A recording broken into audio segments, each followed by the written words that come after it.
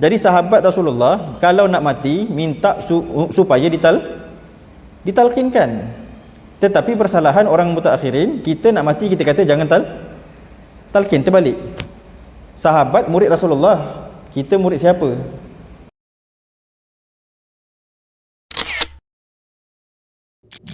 An Abi Umamah radhiyallahu ta'ala anhu, idza ana muttu fasna'u bi kama amarna Rasulullah sallallahu alaihi wasallam an nas'ana bi mautana.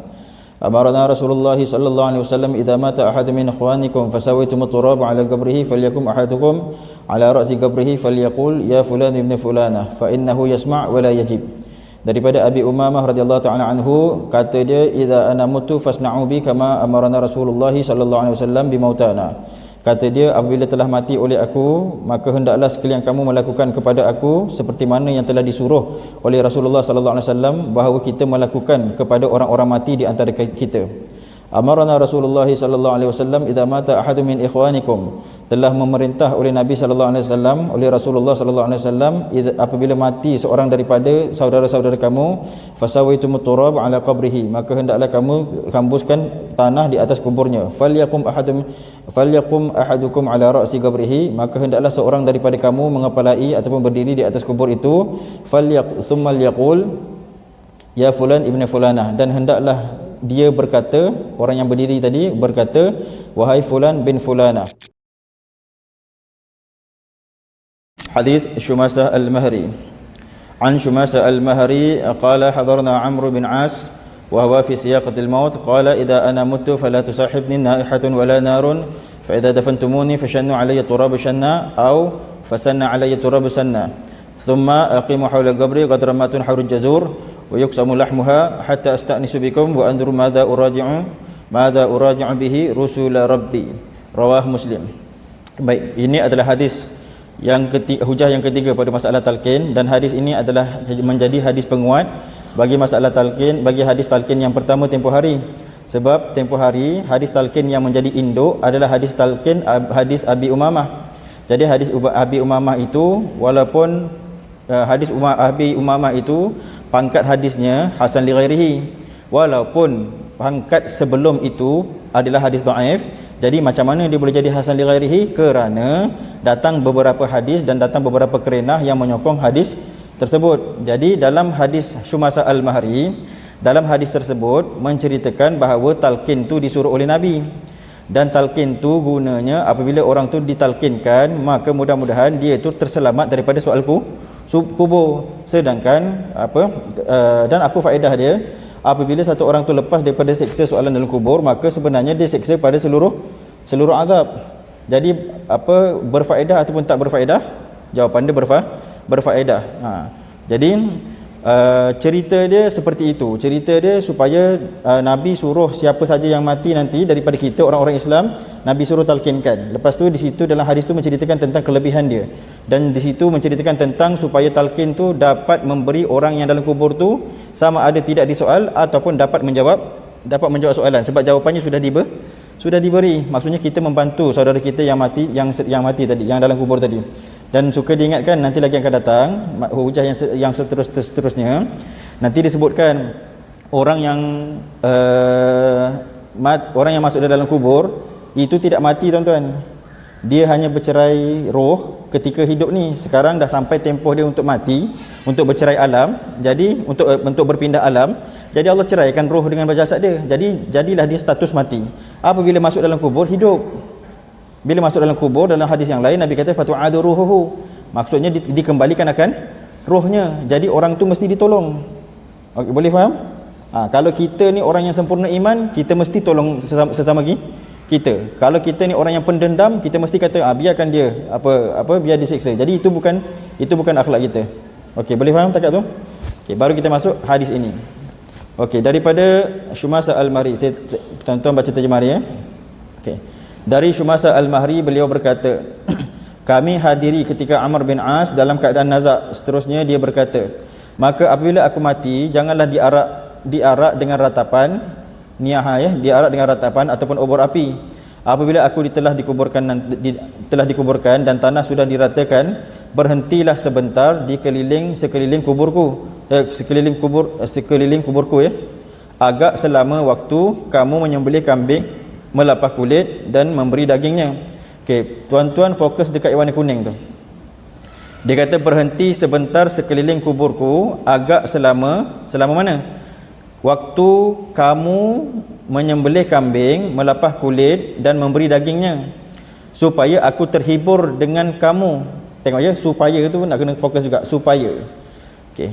Dan supaya aku ketahui apa yang harus aku jawabkan kepada malaikat-malaikat yang menjadi pesuruh Tuhanku. Okey. Di dalam hadis ini ada tak disebut surah talqin? Tak ada kan? Tetapi ada tak kesamaan dia dengan hadis talqin? Jawapan dia ada. Dekat mana ada?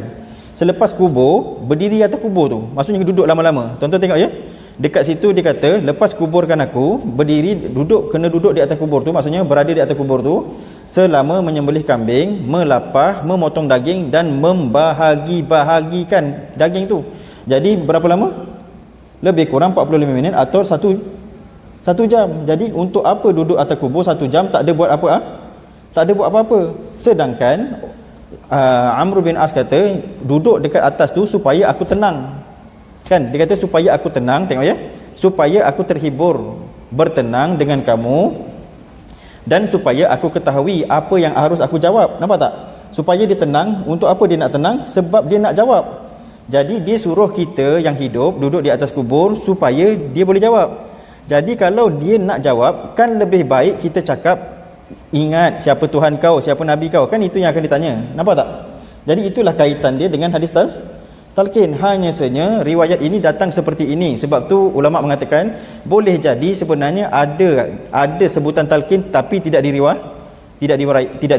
Oleh kerana itulah digabungkan hadis ini dengan hadis sebelum. Okey. Kemudian kita tengok pengajarannya pula. Okey.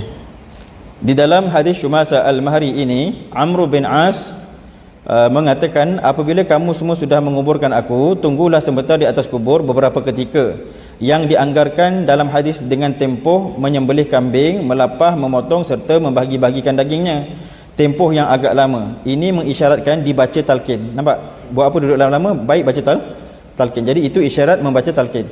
Kerana ada kaitan dengan hadis yang lain.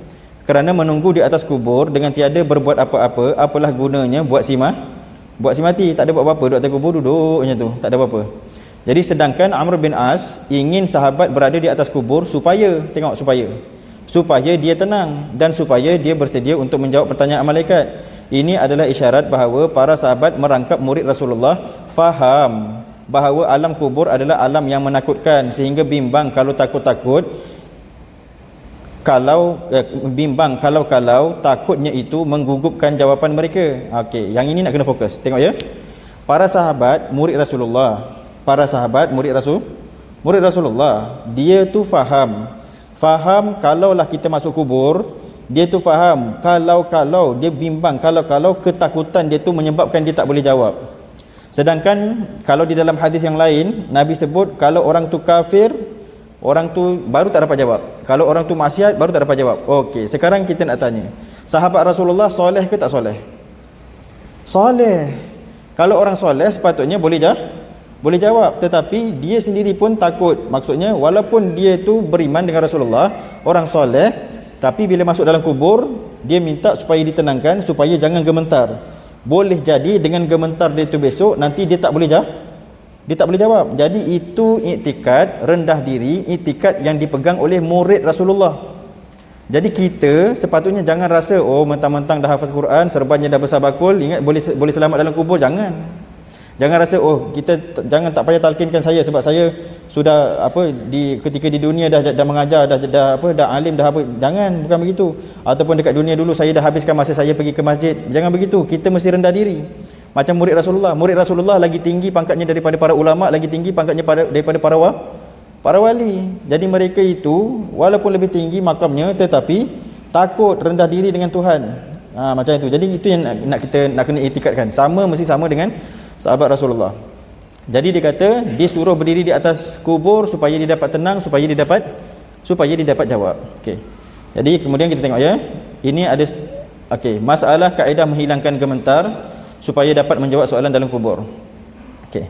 Ini berkisah tentang masalah menghilangkan gemetar supaya dapat menjawab soalan dalam kubur. Saya baca laju saja.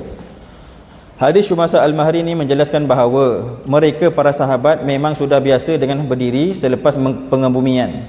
Ini hujah tuan-tuan. Jika tuan-tuan dengar dekat luar sana orang kata talqin Nabi tak buat, talqin sahabat tak buat kan? Ini dalilnya sahabat memang buat. Sahabat nantilah tuan-tuan sampai habis, nanti sampai hujah ke-12, nanti tuan-tuan tengok sampai ke zaman tabi'in, bermula daripada zaman Nabi, sahabat sampai zaman tabi'in, mereka itu melakukan talqin. Okey. Jadi sama ada mereka berada di atas kubur untuk membaca talqin, yang ini seperti dalam hadis Abi Umamah, ataupun mereka memberi masa kepada si mati, kedua-duanya, ataupun mereka memberi masa kepada si mati. Contohnya yang hadis tadi yang tak disebut talqin, yang berdiri je sejam, yang itu. Okey, jadi kedua-duanya merupakan kaedah untuk bertenang bagi mengingati apa yang perlu dijawab olehnya ketika berhadapan dengan malaikat. Talqin tu pun guna dia untuk dapat jawab ataupun untuk lepas seksaan soalan kubur. Yang berdiri lama tadi tu, yang tak ada riwayat tentang talqin tu pun, itu pun guna dia untuk bertenang supaya dapat menjawab soalan dalam kubur. Jadi supaya tujuan kedua-dua hadis itu lebih kurang sama. Sebab tu kedua-dua hadis itu menjadi dalil penguat masalah talqin. Okey, kemudian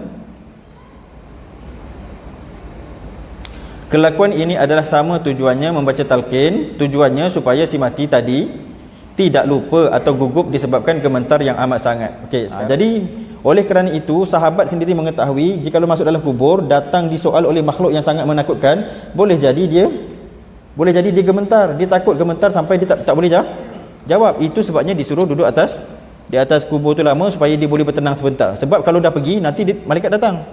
Itu cerita dia. Okey. Jadi fokus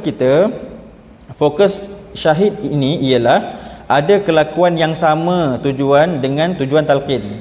Ada yang sama. Duduk atas kubur lama-lama dengan hadis Abi Umamah tempoh hari masalah disuruh talqin. Okey.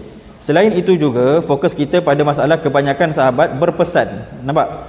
Fokus kita dalam beberapa hadis, kalau tuan-tuan perasan, hadis tu sebut kalau aku mati nanti talqinkan aku. Kalau aku mati nanti buat macam ni supaya aku dapat jawab dalam kubur. Kalau aku mati nanti talqinkan aku. Nampak tak? Jadi sahabat Rasulullah kalau nak mati minta supaya ditalqinkan. Tetapi persalahan orang mutaakhirin, kita nak mati kita kata jangan talqin, terbalik. Sahabat murid Rasulullah, kita murid siapa? Sahabat murid Rasulullah bila nak mati dia kata talqinkan aku. Begitu cerita dia. Jadi fokus kita ada dua ya. Okey. Kemudian yang meletakkan hujah ni adalah Imam Nawawi. Imam Nawawi tu dia punya pangkat dalam agama, pangkat ulama. Ulama ni ada pangkat-pangkat dia tuan-tuan. Ulama ni dia ada pangkat-pangkat dia. Jadi Imam Nawawi ni ketika dia meletakkan hukum ni, pangkat Imam Nawawi tu dekat mujtahid tarjih. Dia tu mujtahid tarjih, maksudnya dia tu ashabu tarjih. Ashabu tarjih ni dua pangkat je kurang sikit daripada Imam Syafi'i. Maksudnya pangkat dia bukan bawah tuan. Dia atas sekali mujtahid mutlak. Itu Imam Syafi'i. Bawah pada Imam Syafi'i namanya mujtahid masail. Itu mujtahid bawah pangkat Imam Syafi'i. Bawah pada Imam Syafi'i, bawah daripada mujtahid masail barulah ada mujtahid tarjih. Ashabu tarjih. Lepas ashabut tarjih kita ada ashabut tamyiz. Lepas ashabut tamyiz kita baru ada ashabul wujuh. Apa syarat ashabul wujuh? Dia mesti lepas pangkat pada masalah hadis, dia kena lepas daripada gelaran al-hakim.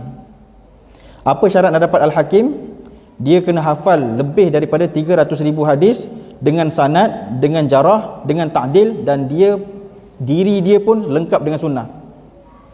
Sekarang tuan-tuan boleh jumpa orang yang hafal macam tu, diri dia lengkap dengan sunnah. Jumpa. Dia cakap hadis kopiah pun tak pakai. Lepas tu kita kata dia muhaddis. Jadi nak sampai hakim tu, dia tu diri dia pun, kehidupan dia semua dah diliputi dengan sunnah. Dan dia tu bukan diri je keliput, pakai baju kan semua orang boleh pakai kan, tapi hafal hafal lebih daripada 300,000 hadis dengan jarah, dengan ta'dil, dengan sanad. Bawah daripada dia tu namanya hujjah, macam Hujjatul Islam. Dia tu kena hafal sekurang-kurang, tadi lebih, yang ni sekurang-kurang 300,000 hadis, sama juga. Bawah daripada dia tu barulah nanti, baru yang paling bawah sekali, bawah daripada tu adalah al-imam, kena hafal 100,000 hadis. Bawah lagi namanya muhaddis. Muhaddis ni ialah orang yang banyak mengajar hadis. Cuma disebutkan kalau dalam Minhatul Mughis, kalau dalam kitab Minhatul Mughis yang saya ajar ni, apa budak-budak DQ ni, budak diploma ni, dekat Minhatul Mughis dia tak sebut berapa ribu kena hafal yang muhaddis tu. Sebab semua orang nak cakap dia muhaddis, betul tak? Muhaddis tu kena hafal 10,000 hadis dengan matan, dengan sanad, dengan rijal, dengan jarah, dengan ta'dil. Cubalah tuan-tuan cari 10,000 hadis orang yang boleh hafal. Jadi nak sebutnya, yang cakap ni tadi dekat mana? Ashabu tarjih. Tinggi tak? Jauh. Jadi kita ni 10,000 pun tak lepas. 10,000 pun tak lepas. Macam mana kita nak kata kita pula yang nak mengukur Imam Nawawi cakap betul ke tak betul? Boleh faham? Faham tak saya sebut? Jadi sebab tu saya kata, ulama kita dah pakai dulu, kita ikut je. Tak payah kita pula nak jadi ulama. Kita bukan ulama, tuan-tuan. Pakailah serban besar bakul sekalipun, kita bukan ulama. Kita ni, tujuan kita ni mengajar supaya ajak orang beramal, supaya orang mati. Bukan kita mengajar nak tunjuk saya alim, saya tahu ni, ini lebih kuat, ini tak kuat. Bukan begitu tujuan kita.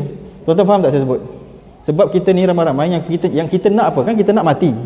Syariat kan dah ditolong oleh ulama-ulama dulu, dia bagi hukum kan. Jadi sekarang kita bukan cari hukum lagi, kita cari nak beramal untuk mati.